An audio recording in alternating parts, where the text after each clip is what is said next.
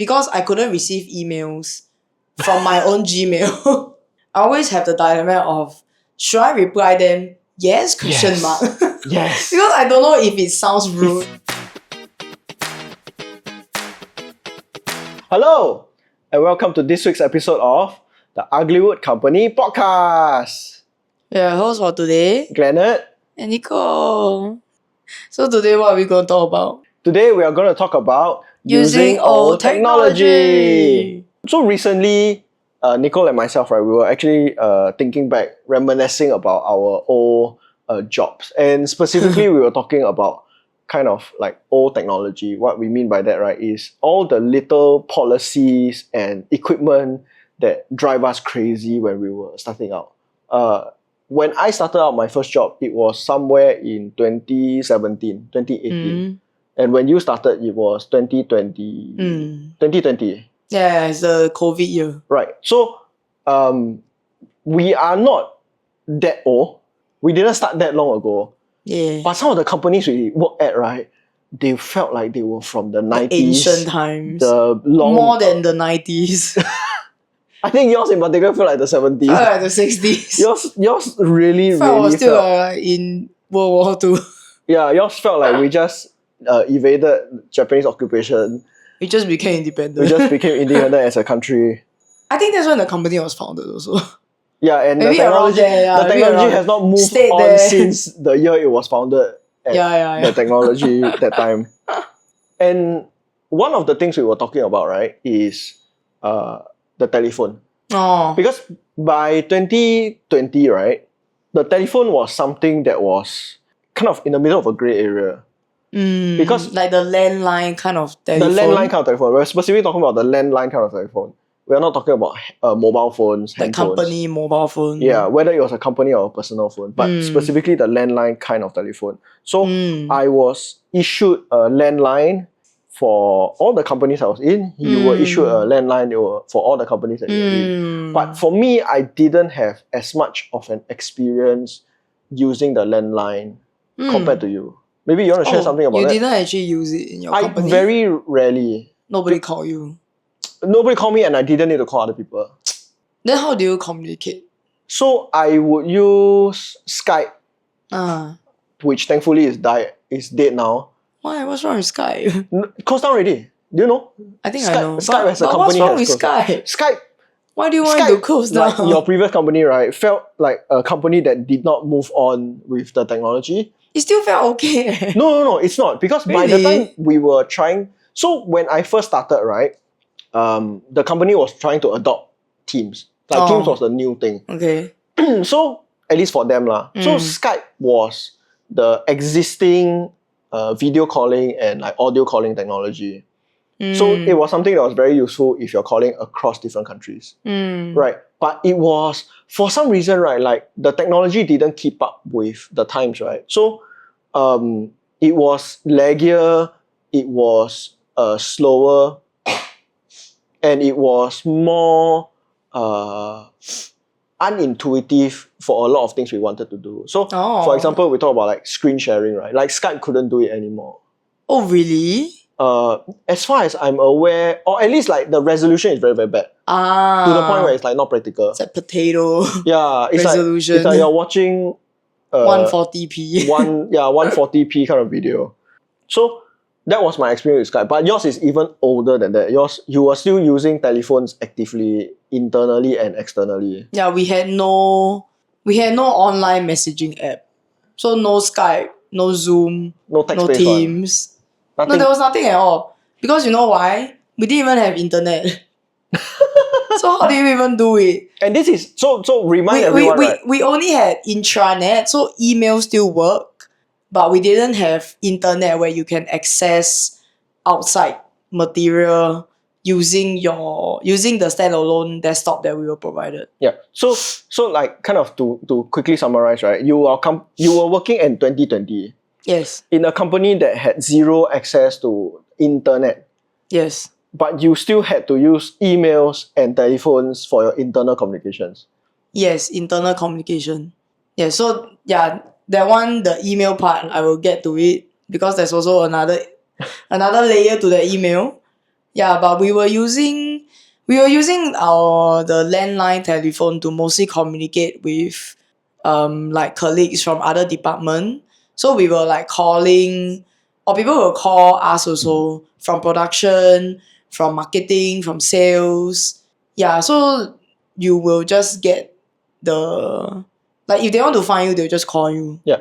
So maybe you can share with us, right? Like for a company like that, how would you confirm any kind of information? Because as you know, right, if you do any kind of like landline telephone calling, right, you have no record of what you just said to each other. So is it a case where like there is a lot of double work? There is a lot of like, oh, to confirm so after the telephone call, right, like you will write another email, intranet email to confirm like, oh, thanks Jenny from sales. I would like to confirm our conversation on the phone just now about, you know, product X.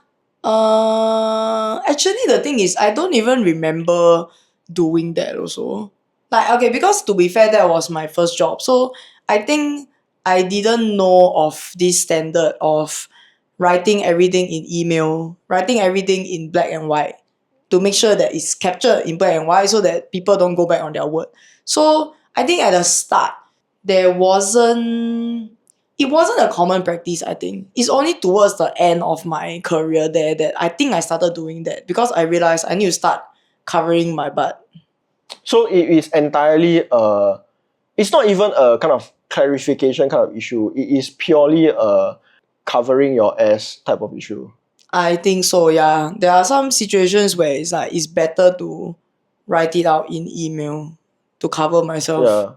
Yeah. So it kind of makes, again, right, like the landline telephone a bit redundant, I feel, because if you end up having to still send emails and still like use alternate forms of But the thing is, communication. people don't like to write emails there also. So it's an internal culture problem. Yeah. Correct. Because a lot of time is when we call each other, either we discuss on the phone or like for example for production, right? I will tell them like, hey, I'm coming down. Then So everyone was in one building. yeah. So we're all in one building. So like I'll tell them like, hey, I'm coming down to give you this document. To talk to you and discuss. Yeah. Because I find it easier to talk face to face. So that one also, the face to face conversation, it wasn't recorded because I think at that time it felt like there was no need to record. Yeah. Then okay, but the thing is because of that, right? Then it forced me to really call people. So for people that don't know me, I hate calling people on the phone. I would rather you text me. I'm a very good texter. I reply quite frequently, quite on time. So then like it really like wow, it made me come out of my comfort zone to like call someone because sometimes like if there's no way of like texting them ahead of time to say like I'm coming down what because they don't check their phone as well. So calling their landline phone. They don't check their own mobile phones. Like some of them I have their numbers, but like they don't check because they are in production. Let's say they cannot check their phone. Yeah. So actually calling on the landline is honestly the most efficient way of getting hold of someone. And to clarify for everyone, right, when you say production, you mean like in the factory production line. Yeah. So like the factory production. But to maybe speak about the telephone, right? So I am very anti landline generally. So my experience with the landline, right, was that it was mostly used before we were adopting over to Teams. Once we have committed to Teams, right, it was all MS Teams, Microsoft Teams all the way. It took over the internal chat, text chat. It took over calls, things like that. But just before we were doing that, we were still kind of like trying to catch up a bit. So we were using a mix of Skype and telephone lines. And my problem with telephone lines, right, was that there was always some issue in connecting to people. Because unlike a mobile phone, right, like you don't have this confidence that, oh, they will definitely pick it up. Right. Yeah. Actually, that was one of the issue with the landline, using the right? landline. Yeah. Because the moment the line, like, the call doesn't go through, there's no way of knowing whether the person is there. So I don't want to make the wasted trip to go down and end up the person is not there. Yeah. So in your case, right, you were all working in one building. There is still this possibility of, okay, let me make the physical trip upstairs or downstairs to check on this person, to have a discussion, have a conversation. Yeah. So for me, right, I was working in a kind of multinational company. So all the calls I was making would be either from my office to another office in Singapore, or it would be from my office in Singapore to an international office like in Malaysia, Indonesia, China, etc. Okay. Right. So if I was ever talking to someone in my office, right, it would either be an email or I would just walk over to their desk. Right. So it really like defeated the purpose of the telephone. And I think the telephone also proved to be this very strange kind of like device for people, because nearing the end of my my time at this company, right, what happened was the director, the country level director, the country head, right, he was someone who was very proactive in his company. So he would sit down at his desk. Unlike a private office, he would sit like and mix with kind of all the stuff around him. Okay. So when he did that, right, he would notice that the phones are ringing, right, but nobody is picking up. Right. So the phones will be ringing and nobody is picking up. So he said that, like, I think he observed over one day like 3 or 4 calls just going totally unanswered, and nobody seemed to, give them a reply call or anything like that. But is it because they are not there? No.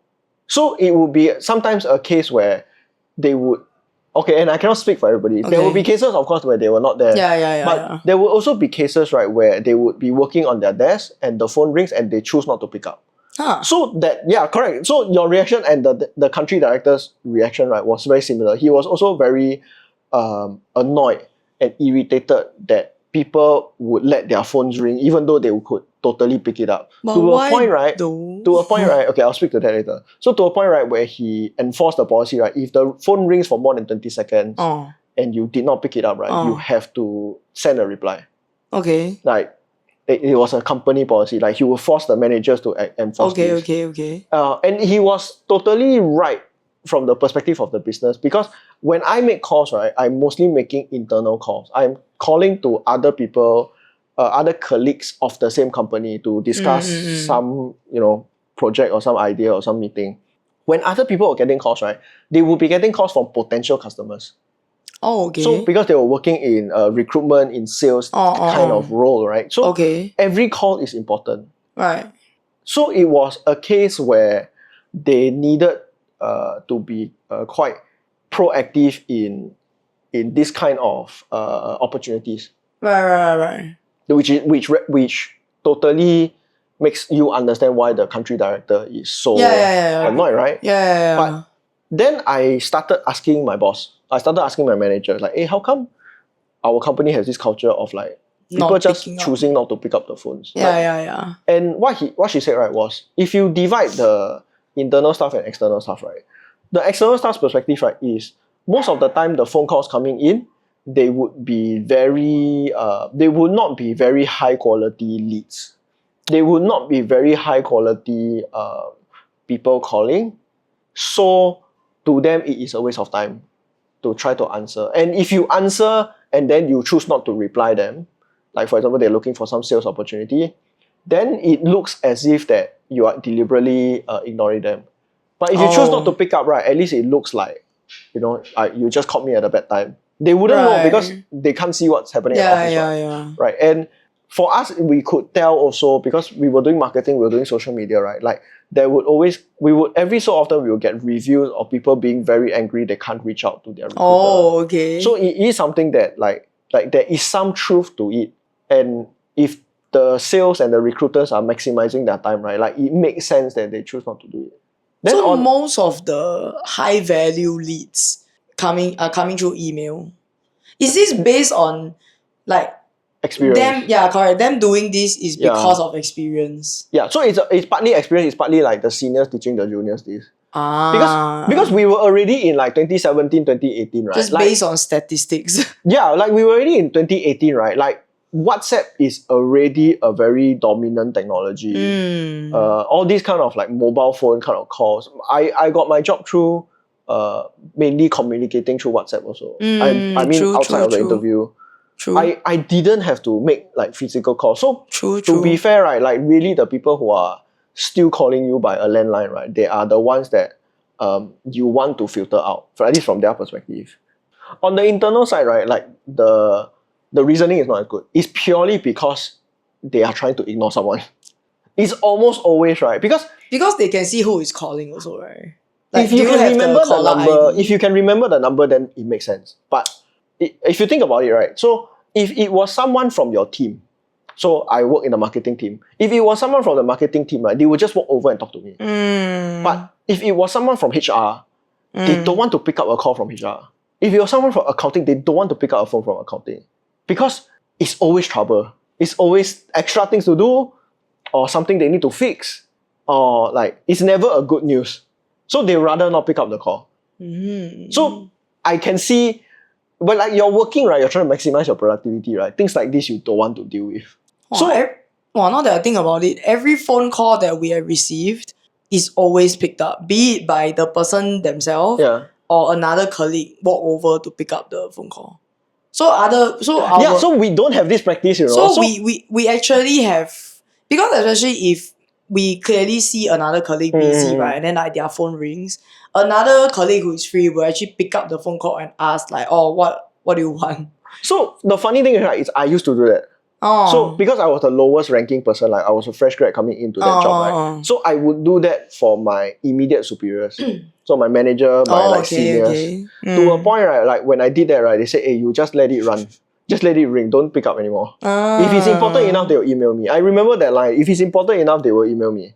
Right. And that was like really my first kind of experience of this feels like a very redundant technology if it is going against like kind of people's experience.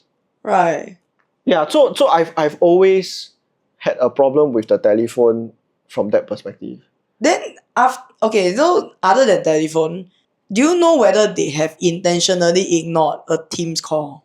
Okay, so I think now we start talking about Teams calls. Teams calls are very funny. So my company started adopting Teams, right, just before or just during the start of COVID, which was roughly when I started leaving the company also.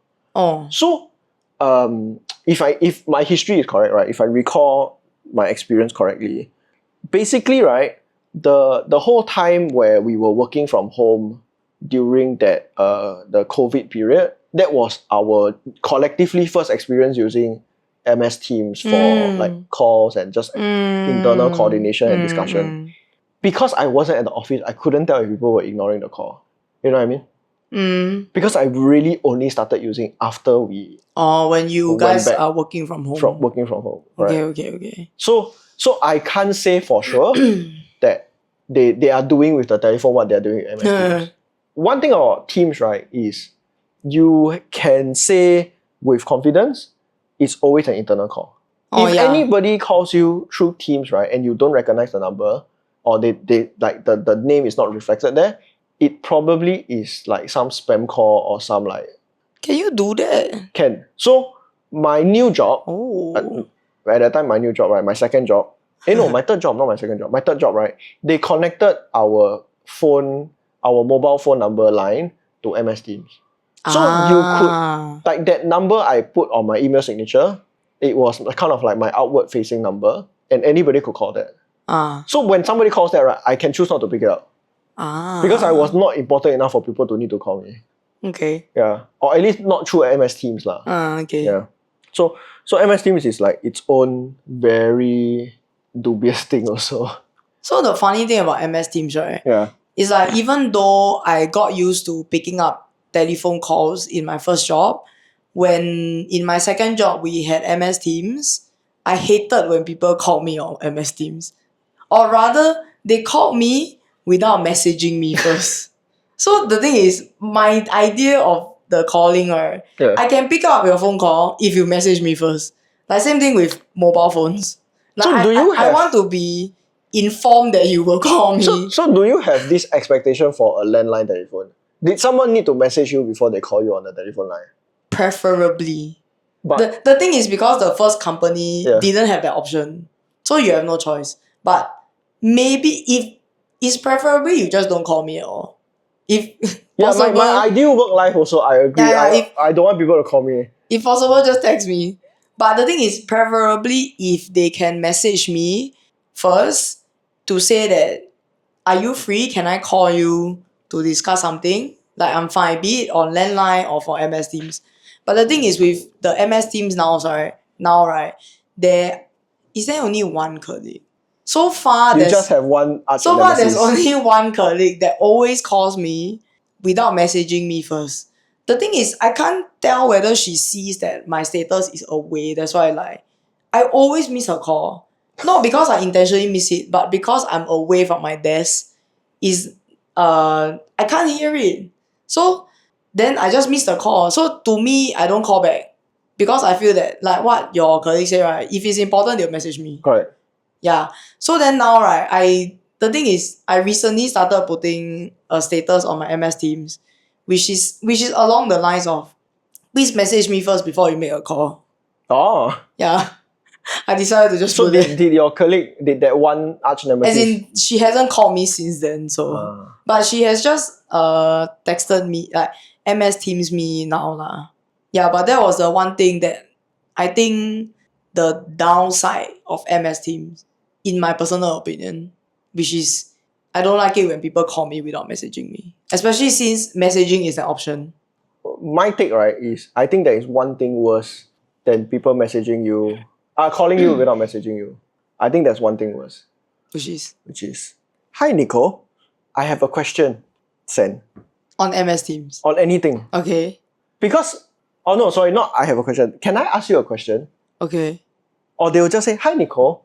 And then like, they stop. Yeah, and then they stop. And then you have to wait there 20 seconds and like think to yourself, what good news or bad news could this be? Alright. Because asking someone, right, can I ask you a question, right, is such a waste of time. It's such an anxiety-inducing thing, you know. Because usually people who say that, right, are people you are not super familiar with.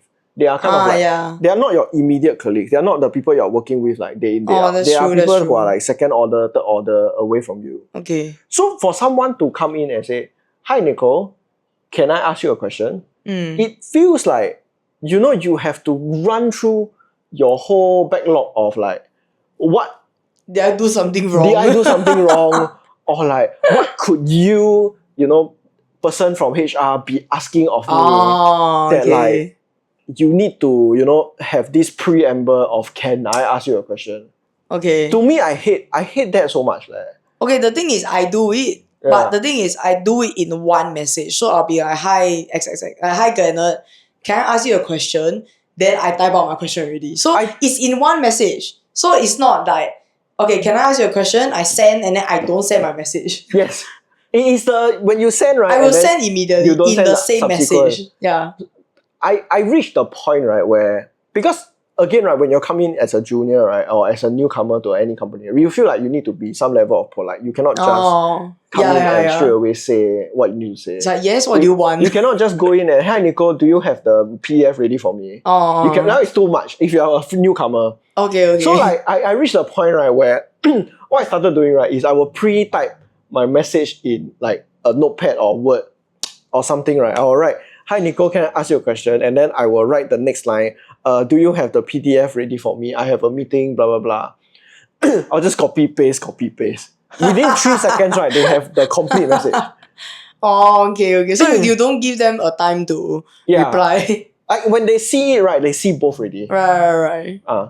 Okay. So like, to me, I think that is, because I really don't like people who like, can I ask you a question? And then Nicole is typing ... And then you're just waiting. You have to stop everything, you know. Like, you cannot just like that. You cannot just continue your stuff. Because when you're newcomer, right, almost everyone is bigger than you. So when you're young, when you're fresh, everyone is more senior than you. When you're a newcomer, right, as a middle level kind of employee, people may be more junior than you, but you still feel like you need to like impress them. You still need to earn their respect. So you cannot afford to, you know, compartmentalize them and then like come back to them when you're ready to come back to them. Maybe I can do it like, you know, 6 months in, 1 year in to the job, but I definitely cannot do that immediately in my first few months coming in. You want to make a good impression after all. Yeah. Just to quickly add on, the one dilemma I had about the hi Nicole and then like they don't say anything else, right? I always have the dilemma of should I reply them yes question mark? Yes. Because I don't know if it sounds rude. It's if you say something, then they have to reply to the something you said. Yeah. Correct. So it's like, hi Nicole, can I ask you a question? Sure, how are you? And then they have to backspace. And then, I am fine. Actually, I wanted to ask you about, instead of like, they were already slowly typing about their PDF request, you know. It's like, oh my God, it's so redundant, you know. It's so, I really don't know how So to funny. manage this kind of like, it's an etiquette thing, and Yeah. there is no standard for it. I think over like our 100, no, not more than 100, our like many thousands of years of civilization, right? We have a standard, what is polite, what is etiquette, saying please and thank you, holding the door for someone. The internet, right, has not existed for more than 100 years. We have not developed politeness, at least to this level of need lah, to this level of requirement. So, I tell you, I just thought about it. I feel like my blood kind of, Oh no. my blood pressure go up again. Okay, so just now I said about you can take a water break. Then I'll continue on with the like just now I said something about the emailing thing from my first company, right? So the thing you said about like I think it was intranet email, right? Or something like that. Yeah. So the thing is, I remember at the start of working there, I think I couldn't even receive emails from other colleagues from other departments. How come? I have no idea why.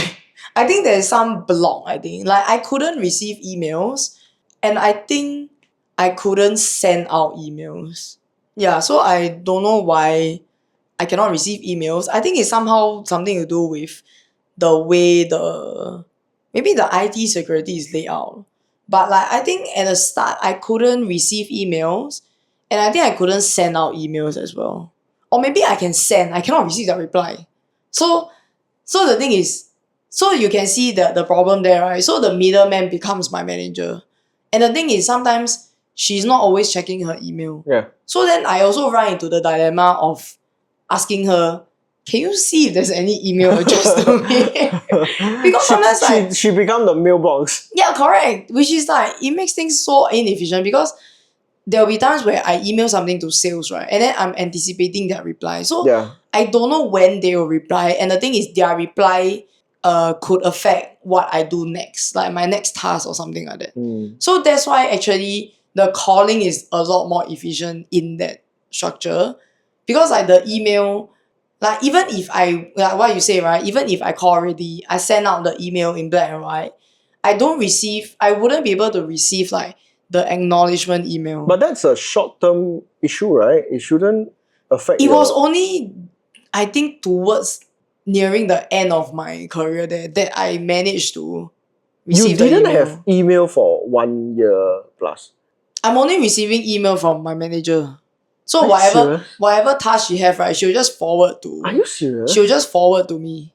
I thought it Yeah, was like a like probation thing or something, you know? No, I don't think so. I think only started like the email started working properly, I think, definitely I think in my second year. I'm not sure if it's the last 6 months or the last year of my job there. But So- that means that you have went through between 12 to 18 months of this not working. Confirm 12 months, maybe 18 I think months. confirm 12 months not working. That's insane, eh? Yeah, that's why. That's insane. In 2020, you can go to a company and not have working email. That is something that should be happening, right? Or that is something that should stop happening, right, by the 90s. Yeah, right. When you had like Windows Vista. Yeah, like when Windows 95 was around, right? That should already be something that, you know, we are gradually trying to fix. That should be a priority problem to fix. But to be fair, my Outlook was still Microsoft Outlook 97. To be fair, when there was like, don't even talk about the current Windows 10. There was already like, you can at least update to Windows Vista. Yeah. Or you can at least update to, Microsoft 2003. Yeah. Like at least pass in the 2000s. 2003 in 2020. Yeah. At least pass the 2000s. That's At least pass insane, Y2K, you know. That's insane, seriously. Yeah. That's why I say actually honestly I didn't need to have. There wasn't a lot of emailing happening in the company. That's why it was mostly on phones.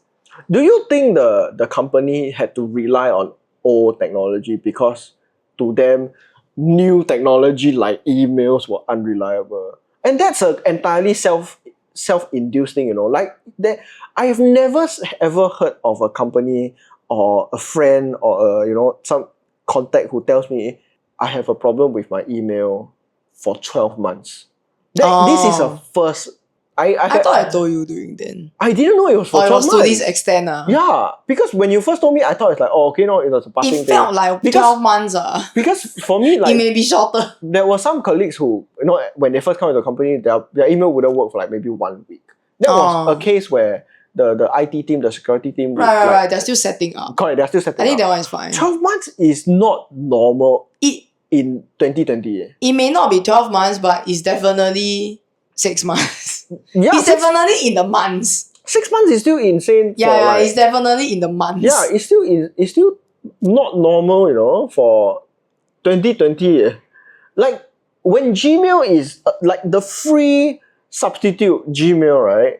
Google's Gmail is more accessible than your company provided email. I think something is wrong. I always feel that when there is a free alternative provided to you that is somehow worse than the thing that you are provided, somebody is not doing their job. Yeah, the IT sucks. It's easier and faster for you to sign up for a Gmail and say, please send your inquiries to, Nicole Chang my personal Gmail. Company name at gmail.com. It's faster to set up a new Gmail on the spot, right? Yeah. Than it is to, go through whatever back-end security nonsense that they are going through. Because you're not working in some super high security job. You're working at a place that produces food. There is no biosecurity concern. There is no national security concern. You're not even that high on the chain, right? That like you need to be audited to go in. Right. So there is no reason other than incompetency, right? That your technology is so backward. I think what I remember is it's something to do with like the ending of the email, like at company.com, that part. So I think there are some of them, right? They had the at company.com.sg and some didn't have the .sg. So I remember someone saying that if you don't have the .sg or something like that, you cannot, your email is not working. I don't understand why also. And the thing is, I think no one could fix it. I don't know why. Yeah, so it goes back to that incompetency question. Yeah, so then it also makes emailing any suppliers difficult also. Like you actually have to have external contact. It'll be better. You're not just receiving instructions directly from your manager. No, it will be better because like for example, we want to get new samples, right? It'll be easier to you just email suppliers directly. Then you can talk to them directly, like what I'm doing now in my current company. Like if I haven't because now my current company, right, the email you can send to whoever, which is like normal one. You can send internal, you can send external. So having that ability to send to external people is a lot is of greater help lah. It's more direct. Yeah, then the thing is I can directly ask like different company, different suppliers for like ingredients that I need. Like I can ask for samples directly. Like for my like work and everything. Yeah, it's definitely much faster. Yeah, definitely. Like without a doubt. So what do you think about the podcast so far? Oh yeah, I think it's very interesting also. How about you? You think that the workshop that they have described is so incredible? Wow, I think so too. And you know what else? You can actually get 10% off the workshops on our website where you use our coupon code UWC Podcast. That's UWCPODCAST. What do they learn in each of our workshops? You can learn basic woodworking skills like sawing, drilling, sanding. So if you have ever wanted to pick up woodworking on your own, please feel free to come to our website at www.uglywoodcompany.com. and sign up for one of our workshops. They are all newcomer friendly. Now back to the show. So just now we keep talking about your company being like from the 1960s. From the prehistoric times. From the post-independent Singapore times. Just post-independent. You once told me that your company doesn't have Wi-Fi or internet. Yes. That's real. Yes. The only thing we have, I would say, is intranet that allows the emails to even work. But our own standalone desktop doesn't have internet, or like the workplace itself also doesn't have Wi-Fi for you to log in. So when you open up, I don't know, Chrome or Internet Explorer, It just say there's no internet. yeah, like the dinosaur will come out. The dinosaur will come out. You cannot connect you to can this. play the dinosaur. Then how do you get any work done? So the thing is, actually, And okay, before that, right, like it's like remind everyone, right, what was your job and like why the internet was relevant to you, because you were not doing a very routine kind of job. You're not doing like accountancy where you don't actually need to do any research. Right. So tell us about that. Yeah, so my first role was like a food technologist role. So other than doing I would say other than doing like the hands-on lab work, there are times where I would need to do research, like on maybe if let's say we want to use a new ingredient, like for example, like modified starch in our food, I will need to find out what is the function of modified starch so that I can know how can it work in the food that I'm producing. So I would need to do Google search, basically. So for people who are not so familiar with your work, right, this is research and development. Yes, it's research and development. So right. The research part, correct. I would need internet to do the Google searches so that I know what can I use in my development part. Yeah. Yeah, basically. One would imagine development being like, okay, these are the things that we are currently making. Do something with it, or like make it a better product or something. Make it 5% less. The thing is, that would basically be the job. It's like, for example, okay, can you make like a less sweet version of this? The thing is, there would still be some form of research to be done in terms of like, okay, because the thing that I'm making is bakery goods, right? If I remove sugar, like for those who bake, right, if I remove sugar, your texture will change. So I will need to find a way to, okay, how do I compensate this area? So I cannot, the thing is, my degree is not focused on baking. So I wouldn't know on the top of my head, or what can I use to replace. And I don't do baking on my own, so I don't have prior experience. Basically, I cannot pull something out my ass. I need to Google to see what can help me. I think even if you were a specialized, like, expert, PhD, blah, blah, blah, in any field, right? Like, you shouldn't be expected to just have anything on the top of your head, like to such a degree, Without using Google. Because the whole point of our jobs, right, or like our roles, right, is not to be walking dictionaries. It's not to be walking encyclopedias. Our job is to know how to use the information intelligently, not just to recall and regurgitate information. So how do you even do your job without internet? So the thing is actually we do have a separate desktop that has internet. So only that one computer, or like, okay, two computers. Only that two computers have internet.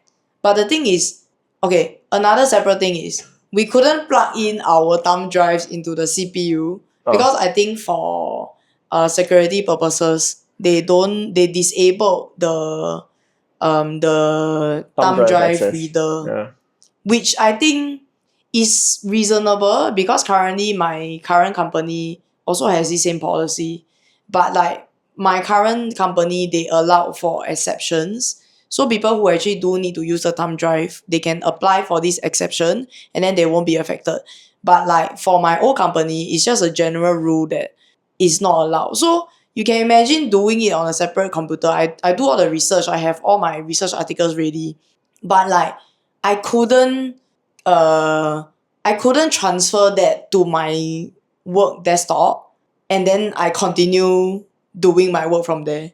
I need to do on the separate computer, which is in like another room. I need to walk to that computer. It's not like just beside me. So the internet computer is a separate room from your normal from the main working- like working area. What else was inside the computer, the internet room? Oh, it's our analysis room. So there's like other equipment there as well. Why does the analysis room need the internet? As in, I think the internet was only hooked on to that computer. Why? I don't know how to explain, but it's like that's how it works. You don't have enough like the length of the cable to run it to I don't know. into the main But office. the thing is, it? but the other workaround is I just use my phone. Yeah. So I just use my phone and just do the research at my phone on my desktop. So but the thing is the screen is very small and I still couldn't transfer the research articles that I need onto my Yeah. computer because I couldn't receive emails from my own Gmail. So I couldn't send myself stuff as well. So you couldn't receive emails. You couldn't Plug in the thumb drive. Plug in thumb drives. You couldn't access the internet. So it's a very standalone. It's literally a standalone Yeah. computer. Your computer will never get hacked by viruses. Yeah, it's yeah, which- impossible, you know. Yeah. But the funny thing is, the loophole, right, is that they don't want us to plug in the thumb drive because of data leak, right? Correct. But nothing is stopping me from using my phone to take a picture of the formulation. Yeah, so the thing is, because it's a desktop, right, there are times where I actually need the formulation. I need the formulation because maybe at I need another to location. Yeah, correct. I need to bring it to like maybe discuss something with Yeah. someone, right? I'll just take a picture of my phone. Yeah. And the thing is, nothing is stopping me from doing that. So Yeah. I'm essentially still stealing information from the company. And when you think about kind of your company, right, how many pieces of important information would there be that it is actually feasible to just take photos? What do you mean feasible? So usually when we talk about security, right, in the context of really big companies or very secure companies, like talk about military, talk about law, the data is very impractical to take one photo by one photo.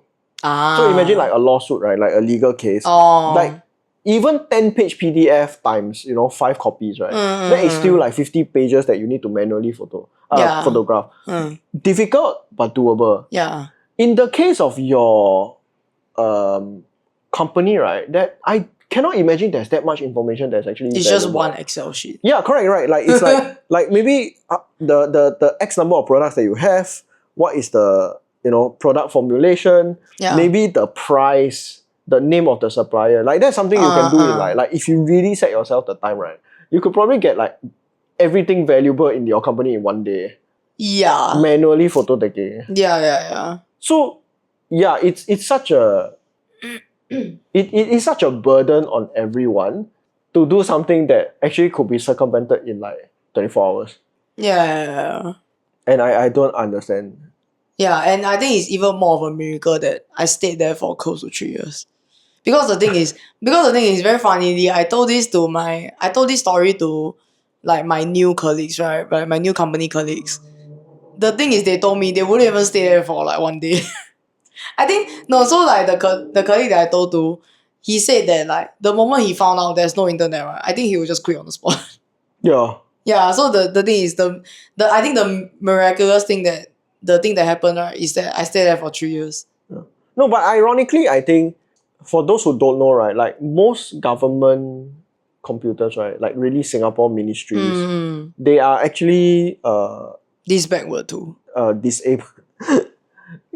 They are unable to access the internet, just like yours. Oh, they is it? Unable to access the thumb drive. I think I remember maybe 5-10 years ago, this was a kind of like a policy set out by somebody important that said that they couldn't access. So they still have access to their emails and all that, right? But okay. I don't know what can and cannot be accessed on their computers, on the laptop. So is that why the government is so slow? That's not why the government is so slow. Like how do they even get things done in that case? They have to do all the workarounds that you're doing also. So they still have the same the same problems. They still use the same workarounds. But from their perspective, you can kind of understand, right? Because if they have any data breach or any Yeah. security breach, right, it's like people's lives are affected. Catastrophic. People's lives are affected. Even if you talk about kind of like nothing serious, nothing directly impacted, you minimally would be impacted in terms of privacy.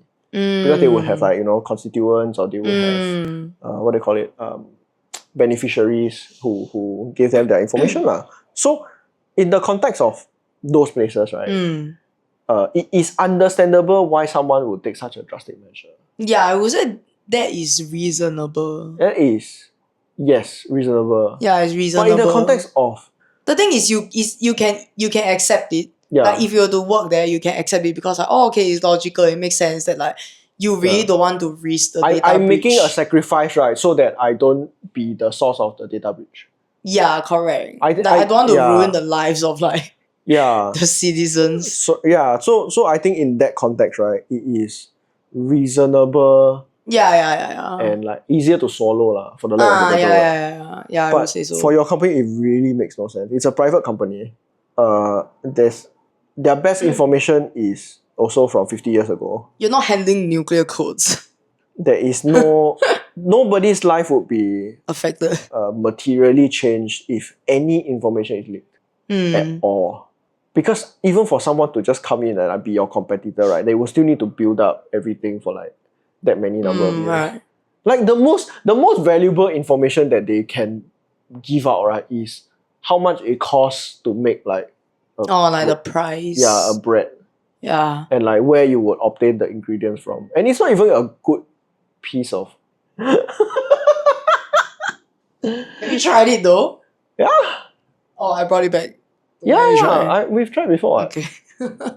So there is nothing.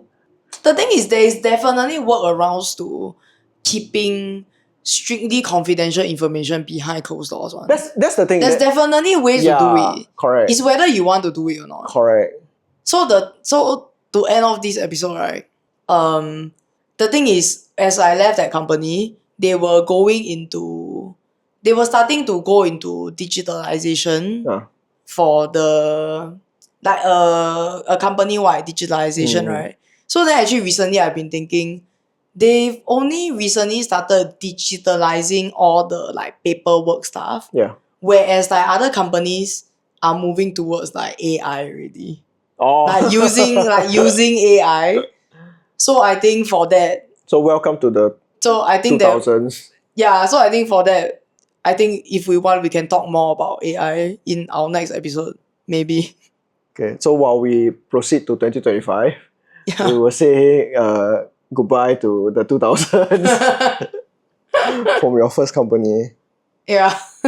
Okay, so before we go, we would like to give you, our lovely listeners, some unsolicited advice. So this time, Nicole will have some advice for us. What do you have for us? So my advice for this week is, as you can hear from my voice, it's not that good. So be sure to see the doctor at the right time. So not too early or too late. But please see a doctor. Yes. Please see a doctor. You can try and self-medicate first. No, but just go and see a doctor. Bye-bye. Thank you for listening to the Ugly Wood Company podcast. If you're interested in booking our services, please go to our website at www.uglywoodcompany.com and use the coupon code UWCpodcast for 10% off. That's UWCPODCAST. Links in the description.